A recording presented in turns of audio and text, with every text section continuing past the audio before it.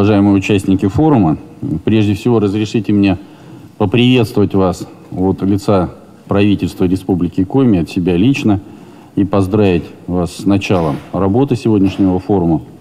Сегодня много говорится о том, что гражданское общество в нашей стране еще не до конца сформировано. Наверное, это действительно так, но я думаю, что вряд ли какой-либо регион нашей страны, страна в целом, да или вообще любая страна могла бы с уверенностью сказать, что вот в их, так сказать, стенах, в их границах гражданское общество полностью сформировано, функционирует идеально. На мой взгляд, общество всегда находится в развитии, всегда существуют те проблемные вопросы, те противоречия, которые необходимо разрешать, в том числе и используя возможности вот такого рода мероприятий, таких форумов. Сегодня в этом зале присутствуют представители разных гражданских институтов, есть возможность высказаться, обменяться мнениями, быть услышанными, в том числе со стороны власти.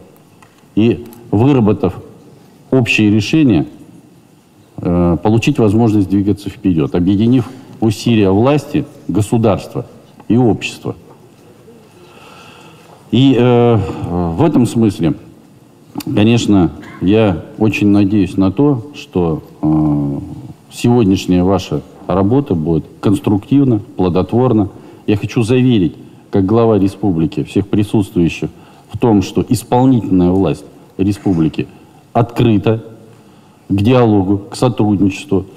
И мы действительно ждем тех предложений, тех обсуждений, которые в рамках сегодняшнего форума будут происходить, для того, чтобы выработать совместно те решения, которые позволят более комфортно и более качественно жить гражданам нашей республики.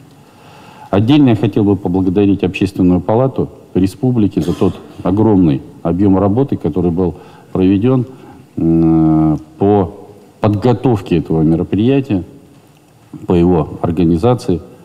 Еще раз хочу пожелать плодотворной работы. Спасибо.